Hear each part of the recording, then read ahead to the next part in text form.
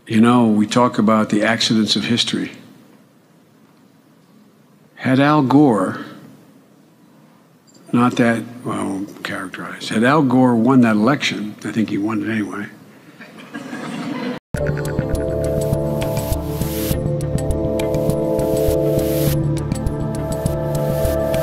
Oh, yeah, when questioning election results was cool, that was Joe Biden about 15 years ago saying that Al Gore won the election. You know, Democrat privilege, what can I tell you?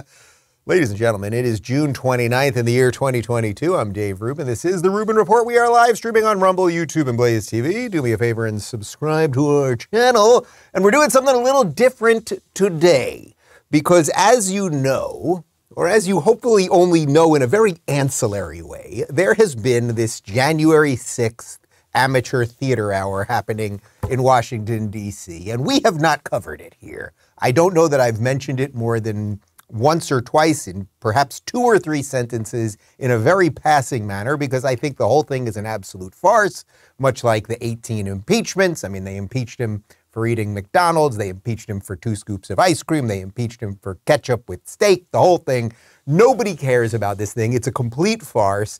The only people who care about it are the people that are just trying to support the swamp, the people who are just trying to make sure Trump can't run again, or that, you know, they can continue to pin half the country as a bunch of white supremacist racists and the whole rest of that. However, yesterday something so remarkably idiotic happened in the hearing.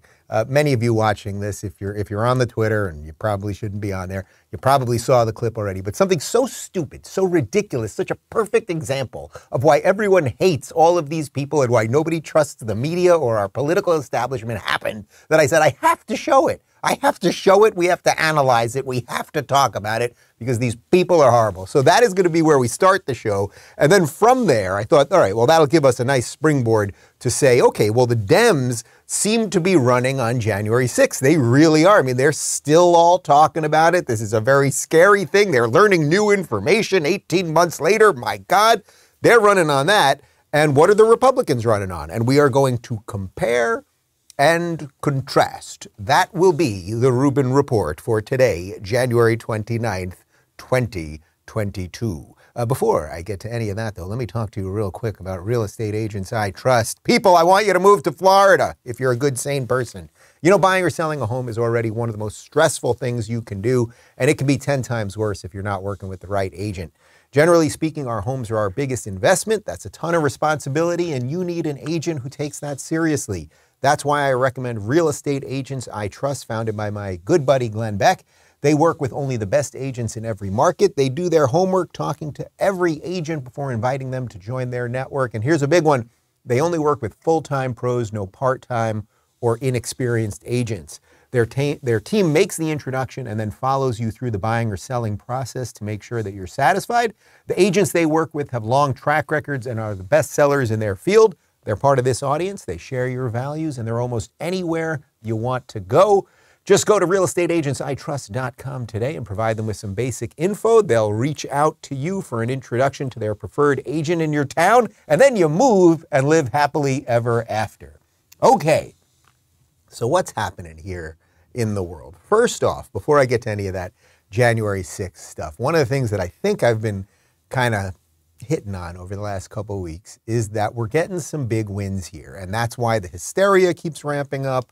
That's why the fear keeps ramping up. That's why they're telling you COVID-2 is coming and the rest of it. But the wins are coming at sort of every level. Not only are they happening politically, but they're happening culturally. So you may have heard of this Joe Rogan fella. He is a comedian and an MMA guy. He has what I'm told is a very popular podcast on the computer there. And he had Gina Carano on yesterday. And Gina Carano, who of course you know, she was the actress in The Mandalorian who then tweeted out a meme and got fired. Disney fired her. She was a really like almost the perfect example of cancel culture, complete nonsense. Well, anyway, Gina Carano was on Joe Rogan's show yesterday, and Rogan now is even saying that he might support Ron DeSantis. Yeah, so all this stuff is happening while we have a dead man as a president. Yeah. You know, it's just Are you throwing out any it's not fun. any support towards anyone, or are you going to hold off? And because I know, didn't Elon Musk come out recently for DeSantis? Yeah, I think Ron DeSantis would work as a good president. I mean, what he's done for Florida has been admirable. Look, I feel like I'm doing breaking news right now. That wasn't even on purpose. I feel like what he did for Florida, a lot of people gave him a lot of grief, but ultimately he was correct. He was correct when it comes to like deaths. He was correct when it comes to protecting our vulnerable populations. He was correct in terms of distribution of monoclonal antibodies, and he was furious when the government tried to pull those. They were trying to pull very effective treatments. You know, he is not perfect. He's a human being, but what he's done is stand up for freedoms. And people think that so there's some weird gaslighting shit that went on where people equated freedom and saying the word freedom to like right-wing bigotry and hate is so strange. Okay, so I actually think this is a pretty important moment because obviously Rogan has the biggest podcast in the world, right? And the fact that he's coming around now and saying, man, maybe that guy in Florida, that Ron DeSantis who didn't lock everybody down, who went and said, hey, there are alternative treatments beyond the vaccines like monoclonal treatment, which eventually the federal government stopped Florida from being allowed to administer, that he's fought critical race theory, that he's fought all of this gender stuff. And then what he says there really, that freedom then got conflated with somehow being far right or racist or any of this stuff. It's like, I want him to feel even more juiced up for Ron DeSantis, obviously, but this is good. This is really good marker. And what's interesting about this, well, it's interesting at a couple levels. First off, it's interesting that Gina Carano just kind of threw it out there. You could tell she didn't even know what she was saying. Like, you know, she's sort of saying, hey, are you going to vote for anyone? Is anyone working for you? Knowing that as she's saying it, people are going to pay attention to that clip. They're going to clip it, talk about it, et cetera, et cetera. But Rogan has millions and millions, especially of young people who listen to him. And if some of them are on the fence, and if some of them have still been paying attention to mainstream media, and some of them are worried that Ron DeSantis is this mean dude and he hates gay people and all of these things, it's like none of it's true. He has relentlessly fought for freedom. And Rogan signaling that he might vote for him is really, really good. Why is it also good? It's also good because it might signal to some other impactful people that you can put your name out there and say, hey, I'm not just a lib anymore, and you're going to survive. Who might this work for? Perhaps that Bill Maher guy who I talk about all the time, who often is praising Florida and praising all of the things about freedom and just shot his most recent HBO special down here in Miami, but then at the same time on his show had to go out of his way to say he's not moving to Florida. Well, it's like, all right, Bill, maybe you can come now. Maybe the rest of you sort of good liberals, non-woke liberals can all come. So this is what you need. You need people to sort of punch through the firewall. And the firewall is always, oh, but Republicans are racist and scary and mean. But if you can convince a guy like Joe Rogan to do it, maybe you can get a guy like Bill Maher. And then how about that Elon Musk guy? Because remember this? From about 2 weeks ago, someone asked him online who he's leaning towards. One word, DeSantis. Yeah, that's right. So something is shifting here, and it's good, and it's real good. So I hope that Rogan will continue to go down that path and realize that freedom and low taxes and making decisions for yourself are the exact reasons that he fled California, about a year and a half ago. And we showed that video yesterday of me on his show from 4 years ago, basically predicting that he was going to move to Texas because of low taxes and all of the authoritarian nonsense of California. So your life sometimes becomes a living, breathing example of the things you eventually start realizing and talking about. He realized he was getting taxed. He said, okay, I'm moving to Texas. Now he's realizing Texas is pretty good and Florida is kind of like Texas and the guy running Florida is pretty good. All right, you guys got the whole thing. But why is it that people are now coming around to DeSantis? Why is it that they're sort of realizing, oh, I can say it and I'm not going to be destroyed? Well, it's partly because Ron hasn't been destroyed. Governor DeSantis hasn't been destroyed. He stands up against the media. But it's also because he's campaigning on the right things. He's picking the right fights. And the Democrats are picking all of the wrong fights. So we have some interesting info here. This is a tweet from RNC Research.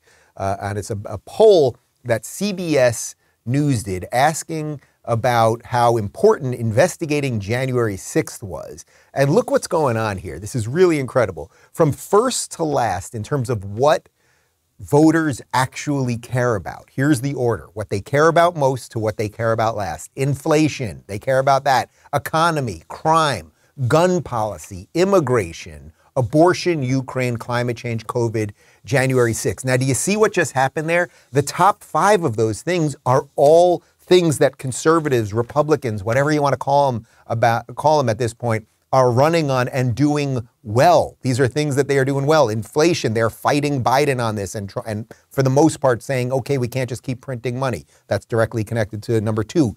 Economy, crime, obviously the Democrats are destroying all these blue cities. Gun policy, you're not going to believe this. Republicans happen to believe in the Second Amendment more than Democrats do.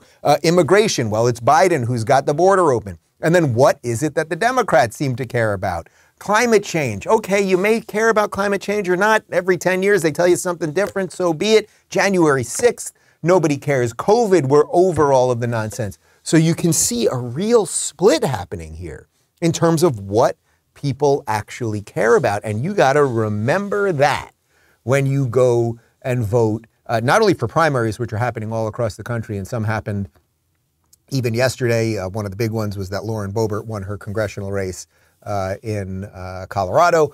But especially you have to remember it when you vote for these midterms come November.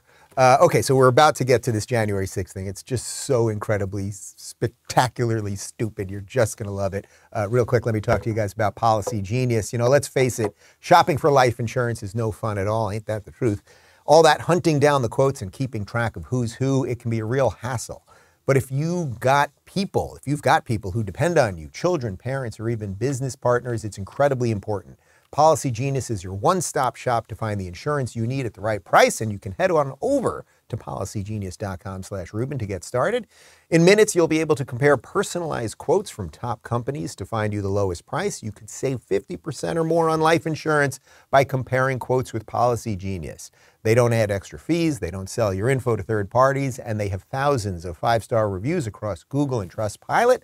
They have an option that offers coverage in as little as a week and lets you avoid unnecessary medical exams. Since 2014, Policy Genius has helped over 30 million people shop for insurance and has placed over $150 billion with a B, in coverage. Policy Genius works for you, not the insurance companies. So get started today. Head on over to policygenius.com/Rubin to get your free life insurance quotes and see how much you could save. And now back to me. Okay, so here we go. This is a big moment in the history of the Rubin Report. Dave Rubin's going to talk about January 6th, the scariest day in American history. Well, first off, they were covering it on CNN, and enjoy this little snippet. I think it has not been good for the former president. I think we've made a case that he was responsible for 9/11 or January 6th. He should not have been pushing the election lies. Did you catch that? Did you catch that? I don't know who that woman is. It doesn't even matter. Middle of the day, they're wasting time on January 6th, and this woman thinks that she's blaming Trump for 9/11. I get it's just a verbal flub, but it's so indicative of the bigger problem with these people. They think Trump is the center of the universe. They think all problems under Trump were because of Trump, after Trump were because of Trump, and before Trump were because of Trump. One more time, 9/11. I think it has not been good for the former president. I think we've made a case that he was responsible for 9/11 or January 6th. He should not have been pushing the election lies. It's funny. I said to you guys, I didn't even know who the woman was. Connor wisely pointed out in the middle of this during the clip. Her name is Allison Stewart. She's a Republican strategist. So even the Republican strategists who they bring on CNN have in the recesses of their brain that somehow Donald Trump is at fault for 9/11. Just absolutely ridiculous. But that is not why we're covering January 6th today, is because of what I'm about to show you now. So during this complete clown show, I mean, this whole thing is a clown show, fake crying, Liz Cheney pontificating. I mean, it's just complete nonsense. But yesterday they had this woman by the name of Cassidy Hutchinson testify. She's a former staffer to Mark Meadows, who of course worked for the president at the time, Donald Trump. And by the way, when they testify in this thing, there's no cross-examination. Nancy Pelosi has picked all the people on the panel. So this is not a trial in any sense of the way we would think of a trial. So if you think of a witness being called and then being cross-examined by an impartial jury, none of that applies to this thing. This is a complete Nancy Pelosi theater program. That is what this is. But this woman, Cassidy Hutchinson, she worked for Mark Meadows. We've never heard of this woman, right? For 18 months, she had this bombshell that you're about to hear, and she didn't tell anybody, but here she is, and she's very emotional because something really, really nuts happened 18 months ago. The president had very strong, a very angry response to that. Tony described him as being irate.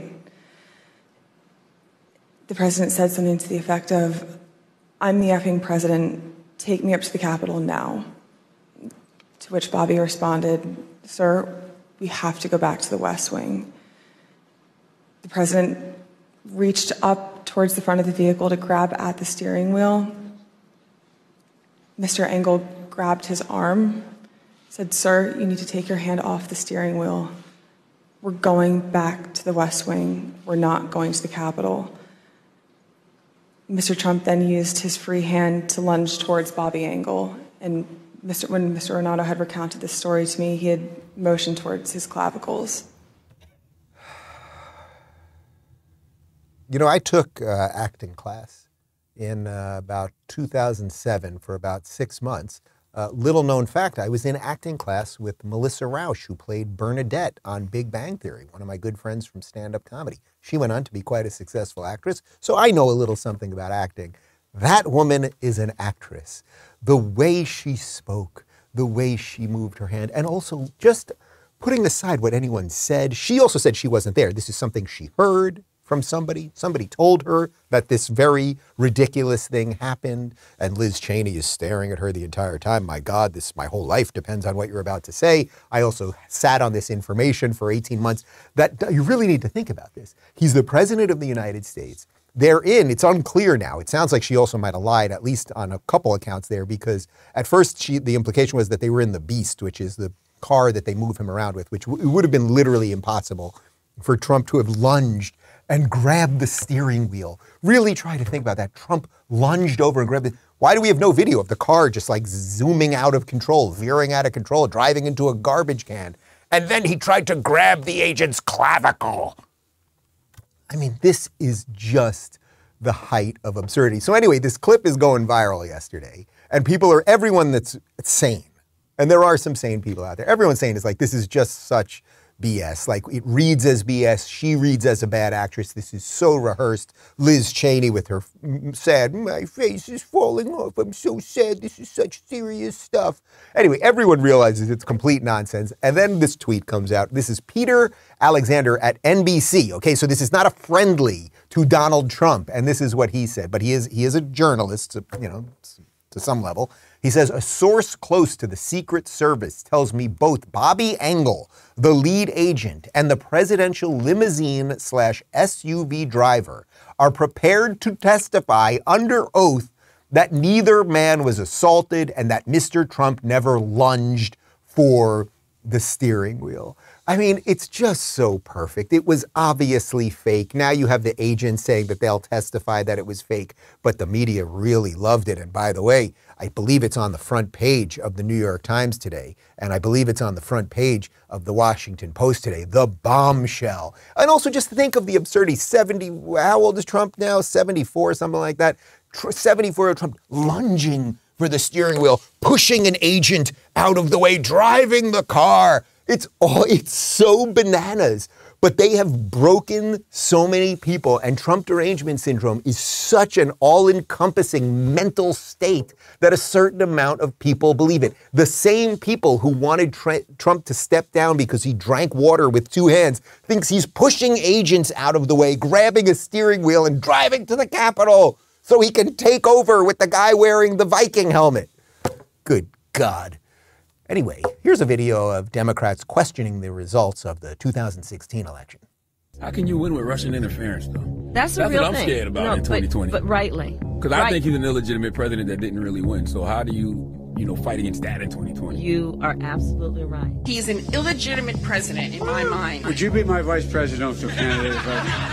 Folks, look, I absolutely agree. One thing that Trump is fearful of when it comes to his being president is that finally we will see how illegitimate his victory actually was. I have an objection. I object to the 15 votes from the state of North Carolina. I object because people are horrified. He's an illegitimate president. Stolen emails, stolen drone, stolen election. Welcome to the world of unprecedented Trump.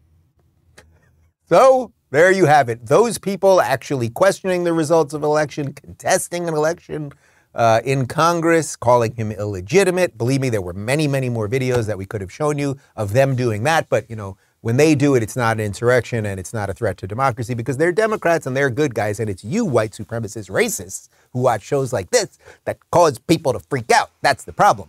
But why are they doing all this? Why are they doing all this?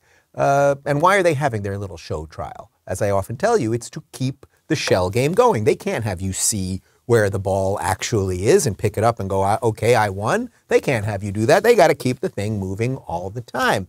So we thought this was really spectacular. Remember last July 4th, since we're just a couple days away from the anniversary of the birth of the United States. Remember last July 4th when the White House put out this tweet?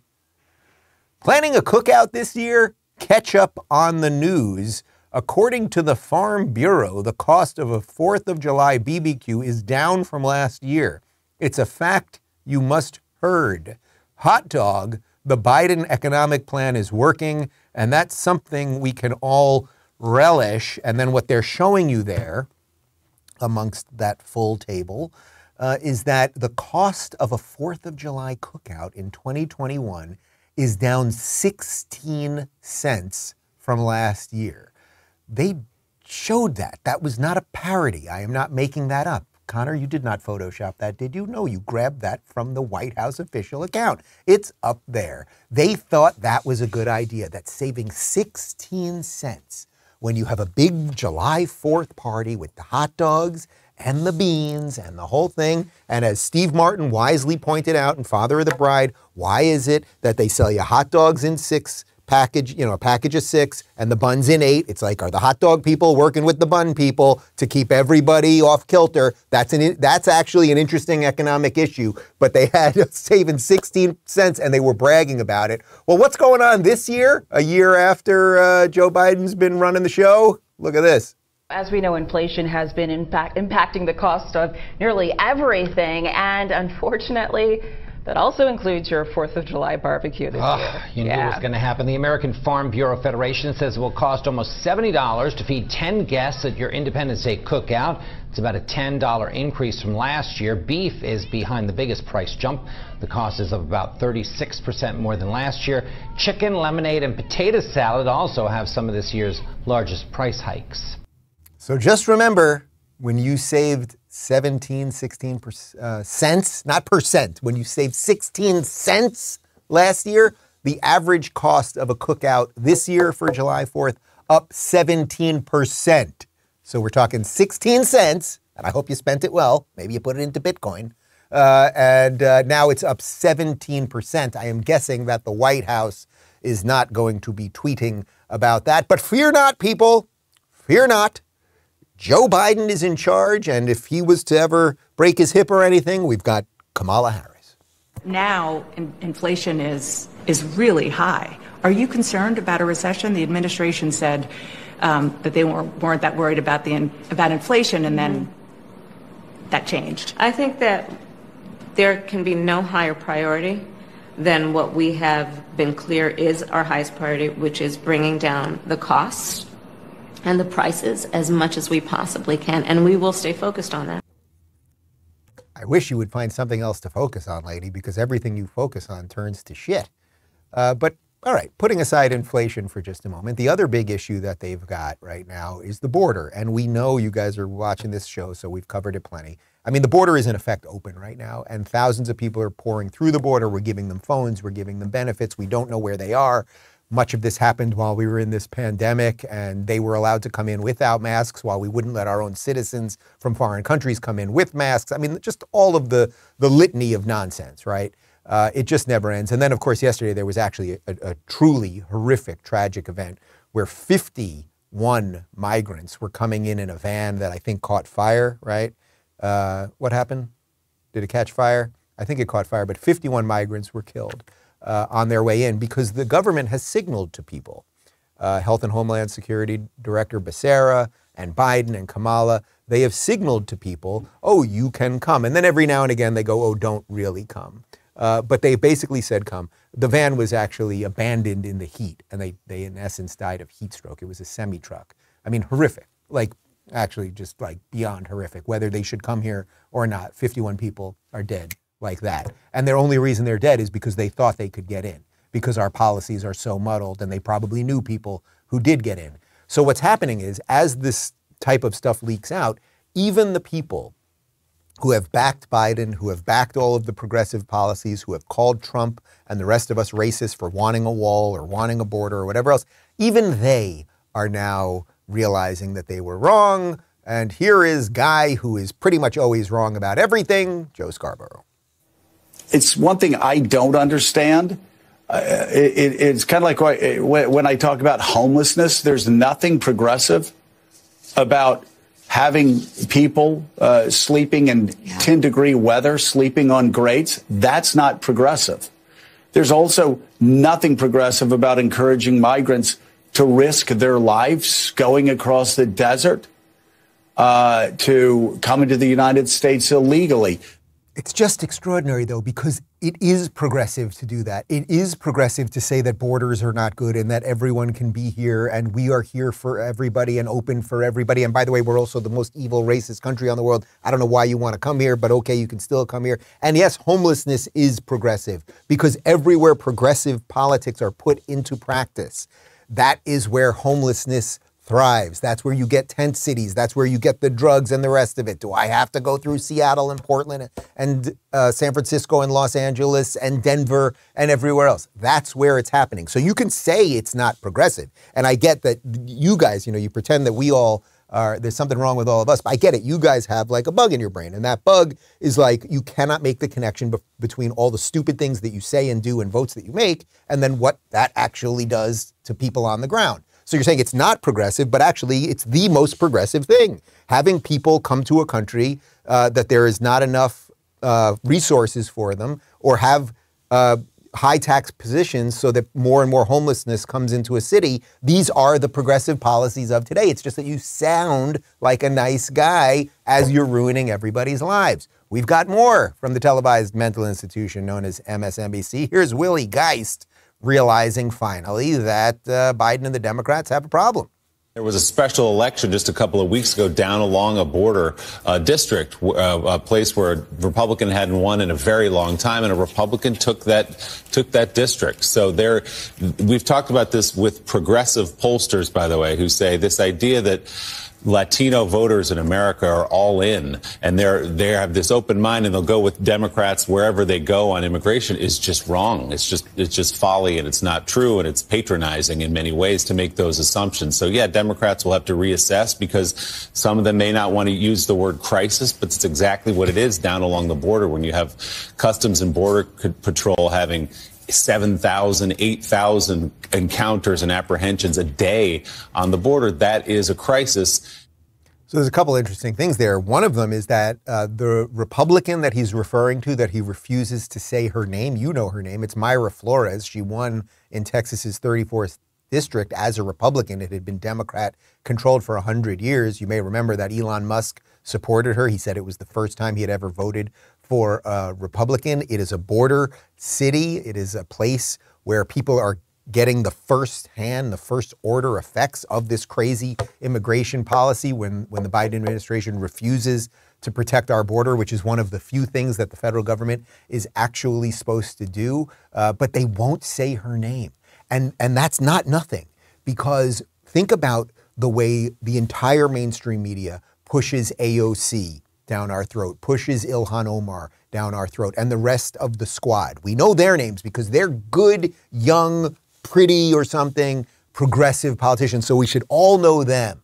But here you have a young woman who is a mother, who is Latina, who is an extraordinary human being, She wins in Texas, right, getting rid of 100 years of Democrat rule, and we're not even going to say her name. We're not even going to say her name.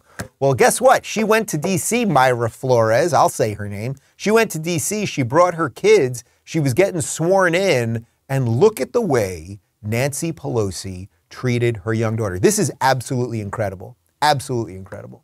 We wanted our pastor to come into the picture. Pastor? Yes.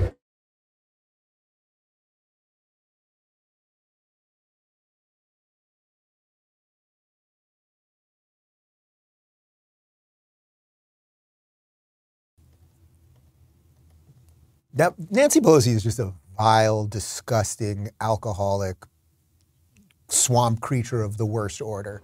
You don't elbow a kid like that. I have never elbowed a kid like that in my entire life.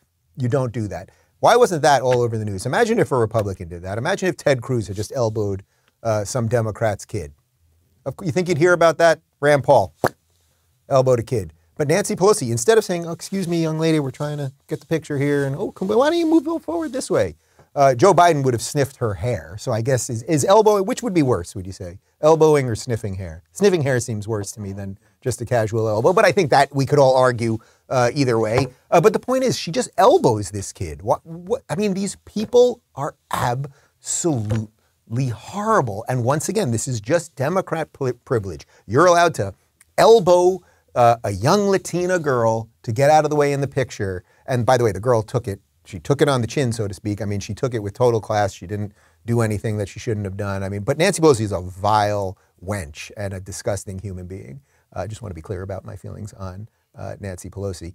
But the other issue, of course, that the Democrats keep running on is all of this nonsense related to gender and wokeness, and that just because you were born a boy doesn't mean you're actually a boy and everything else. Here is Rachel Levine, who is the guy in charge of, what is he? He's the Deputy Health Secretary, and very excited to talk about kids chopping off their genitals. Gender-affirming care is life-saving, medically necessary, age-appropriate, and a critical tool for healthcare providers. As a pediatrician, when it comes to making sure kids are healthy and happy, I know how important care that affirms someone's true identity can be. Okay, first off, there's no science behind what he just said right there. That person also lived their life, their entire life as a man until a couple of years ago, right? About 5 years ago. That was a dude with a wife and kids and the whole thing. Now dresses up like a woman. And we are supposed to pretend that there's any science between gender-affirming care. Also, think about the way they use the words backwards. Gender-affirming care, if you were affirming someone's gender, wouldn't you be saying, oh, you are a biological girl. We will do everything we can to affirm your gender. You may have some feelings within you that are not connected to your biological gender, but we are going to either disaffirm that, or when you become an adult, then you can live the way you wish to live, okay? That would be okay. But they're calling gender affirming care. It's the reverse of gender affirming care. It's gender confusion care is actually what they are doing. If you are listening to Rachel Levine, that guy who is, that is a guy. He lived his whole life as a guy. That is it. I guess we were off YouTube probably today. We had a good run. It was a hell of a run, you know. But if they take me off, you know what I'll do? You know what I'll do? I'll come out as trans, and then they will have taken off a woman off YouTube. That's what we're going to do. It's just, you guys get it. It's all so ridiculous, and everyone gets it. Everyone can see through it. It is pure nonsense. It is not affirming to chop off a young child's genitals. It's not. But because we try here at the show, I said, guys, please find me a Democrat. There must be a sane Democrat. There has to be one sane Democrat. And we did find one, although she wasn't treated very well by the Democrats. You know, this 50th anniversary of Title IX really highlights the incredible opportunities and progress that have been made over the last 50 years. And so when you see actions like those taken by the Biden administration today, and a lot of the changes that we've seen that are essentially pointing to the erasure of women, both through actions like, hey, we're not going to use the word mother or father in legislative language. We're not going to say a mother. We're going to call someone a birthing person. And then you see the Biden administration really rejecting the objective reality that there are biological differences between a man and a woman, a male and a female. And so I felt it was so important to stand with these brave athletes and their families today who came out really to say, hey, yes, there are very clear differences and there are very negative consequences to the decisions that are being made by this administration and others that are hurting girls and women. Yeah, truth. And ain't it refreshing when you hear a little bit of truth? As you know, of course, Tulsi Gabbard was a congresswoman. I'm not a biologist, but I know she's a chick.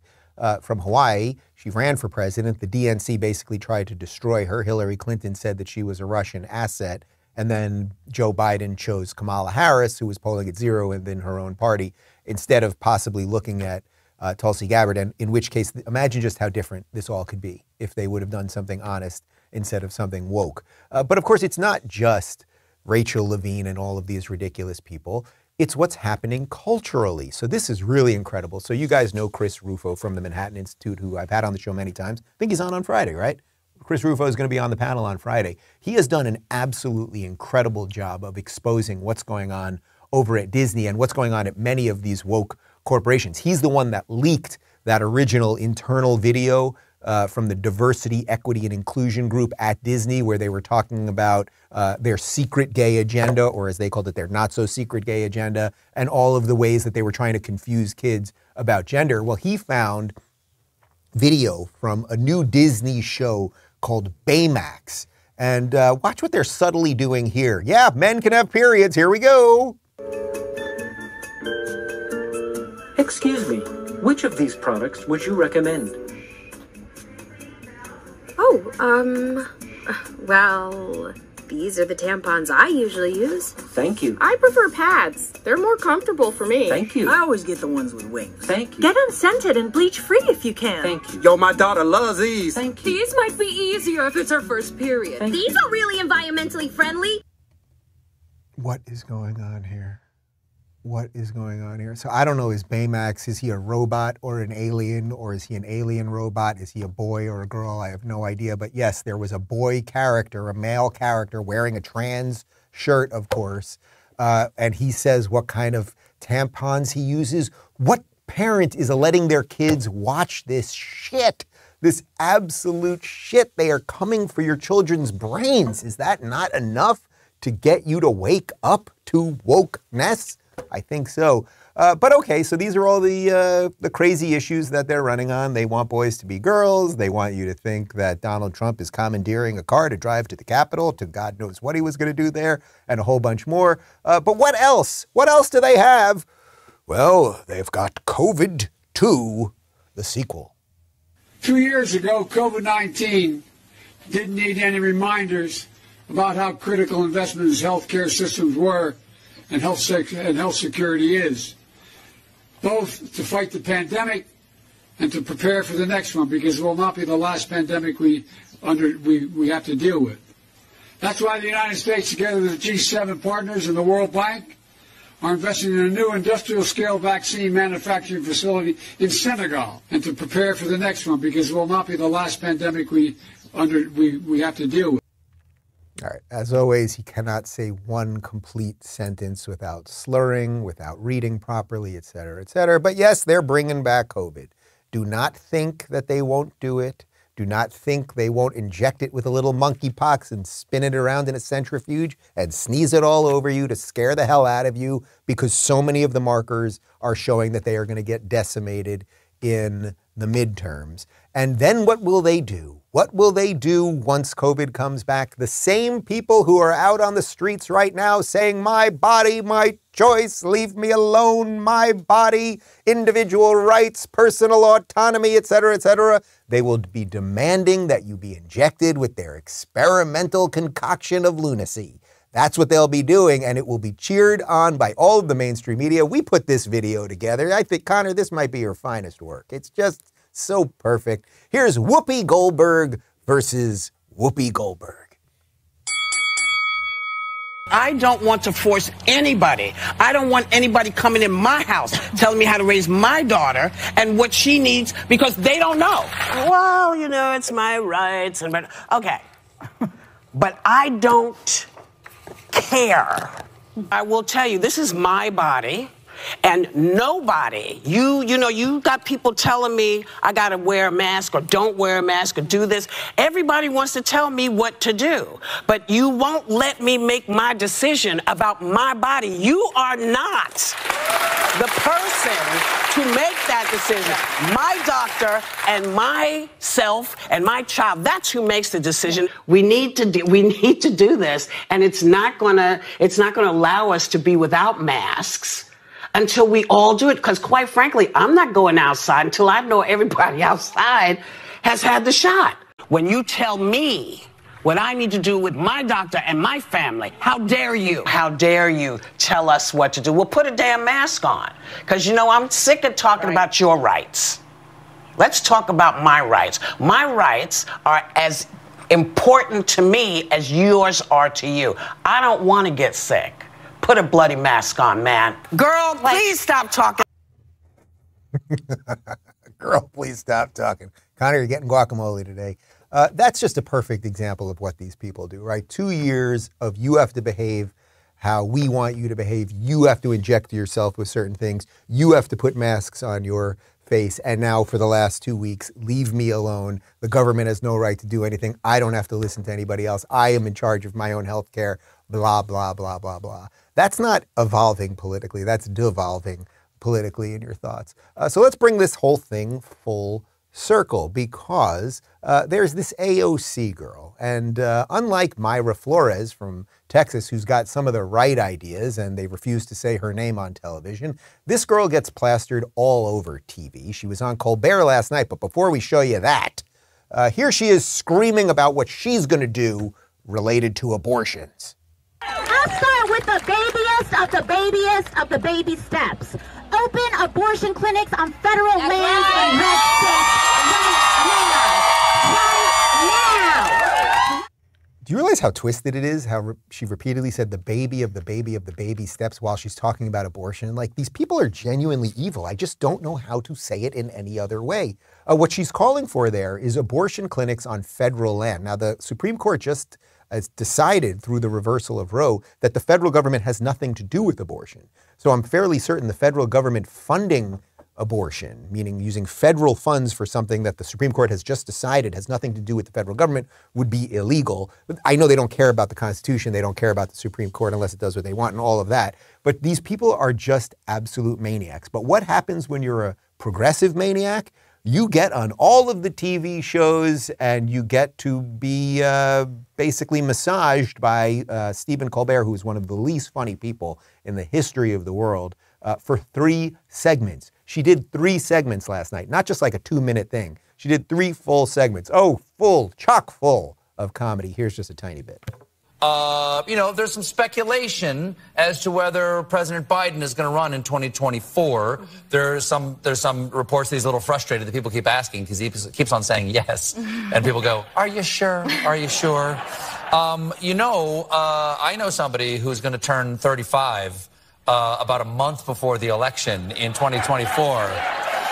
And they represent New York's 14th. Is that job appealing to you at all? I think that... Theoretically. Listen, I think that we need to focus on keeping a democracy for anybody to be president in the next couple of years. And that's my central focus, is helping the people of this country. Right So now. it's possible. So it's possible. I don't know about all that. Well, I don't know about I'm just here to get you in trouble. Exactly. You're getting me in trouble. I don't know about all that.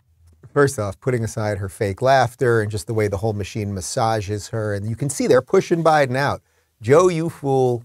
And I get you're muddled and confused and you didn't know what you were getting into in the first place, and there's a special place in hell for Dr. Jill Biden because of what she's done to you. But they're pushing you out, old man, and you can see how the machine's doing it. Colbert, I mean, when they do these things, this is all planned. He works for CBS. It's a giant corporation that basically is telling him what to say through a series of writers and executive producers and all of those things. And we're okay, let's start talking to AOC. Just remember, a month ago, nobody was talking about if there's anything wrong with Biden, if he's too mentally compromised or whatever else it might be. Now everyone's kind of talking about it. And guess what? That's going to keep going as his approval ratings keep going down. So the machine is pushing you out, you old bastard. And it's going to now prop up this crazed communist. Ooh, I wanted to do it. I was going to do C word. I didn't do it. My better angels. Thank you for that. I don't like her. So anyway, the point of all of this today is to bring this thing full circle. Is that we started with the Joe Rogan stuff. Joe Rogan saying that he will likely vote for DeSantis. Elon Musk saying he will likely vote for DeSantis. That is the red pilling of America. There is a reality out there, and if you pay attention to mainstream, it ain't easy to see. But in the reality of America, in terms of what people care about, inflation, some of the other stuff that we talked about, there is a side that's doing it better. And then there's another side that is massaged by the media, that wants you afraid of COVID, that wants you to think that Donald Trump commandeered a car, and that wants to turn your sons into daughters. So if you'd like to vote for them, good luck with all of that. All right, we got a couple comments from the locals community. Anya says, affirming doesn't seem to be a strategy for any other mental illness. Why is that? You know, that's really interesting. That actually is really interesting. Like if you think that you're a donkey, or if you think that you're a airplane, would they affirm that? No. That is not to say that, and I'm just tired of saying these sorts of things, that you shouldn't have sympathy for people that are trans, that have gender dysphoria.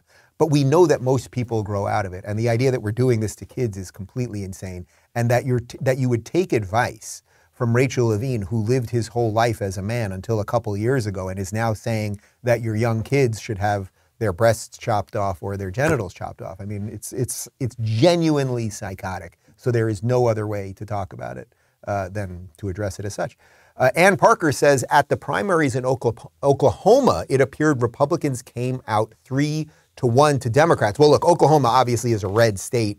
And I know the governor just won his within the party last night, the Republican nomination. So that's great. I met him last week, actually, really good guy. And I think we're gonna try to get him on the show. He's got some interesting stuff there that he's fighting the federal government on right now, related to Native American land and what the feds are trying to force them to do in Oklahoma. But yes, the signals for the red wave are strong, but please, people, don't get overconfident. That is literally the worst thing that you could do right now, because there is a lot of time. There is a lot of time, a summer of violence, COVID too, whatever it is, there's just a lot of time. So don't get overconfident, keep your eye on the ball, and note, as I tried to do in this show, that other people are waking up too. Jordan says, can't wait to see you at the Miami Improv. That's right, Miami Improv, July 14th. And Christina Pushaw, she is Ron DeSantis' press secretary. She's absolutely a fire thrower when it comes to destroying the mainstream media. She's going to join me on stage. I may get a couple other local Miami Twitter people and quasi-celeb politics type people who will join me. You can get tickets at daverubin.com/events. As always, if you want to chat live during the show, go to rubinreport.locals.com. We've got a cold close for you in a moment. Part 1 of my interview with South Dakota Governor Kristi Noem is up right now. The full thing is already up ad-free at Locals. My panel on Friday is Chris Rufo, who I mentioned earlier, the brilliant Spencer Clavin from the Daily Wire, and Josh Hammer, who is the head of the op-ed section at Newsweek, which is like completely bananas. They have an actual sane person running the op-ed page of Newsweek. Who knew? Anything's possible. Anyway, I've enjoyed the show today. I hope you did too. Here's Kamala Harris calling Here's Kamala Harris calling Joe Rogan. Here's Kamala Harris calling Joe Biden a racist. I do not believe you are a racist. And I agree with you when you commit yourself to the importance of finding common ground. Mm-hmm. But I also believe, and it's personal, and I was actually it was hurtful to hear you talk about the reputations of 2 United States senators who built their reputations and career on the segregation of race in this country. And it was not only that, but you also worked with them to oppose busing. And, you know, there was a little girl in California who was part of the 2nd class to integrate her public schools. And she was bused to school every day. And that little girl was me. So I will tell you that on this subject, it cannot be an intellectual debate among Democrats. We have to take it seriously. We have to act swiftly. As Attorney General of California, I was very proud to put in place a requirement that all my special agents would wear body cameras and keep those cameras on.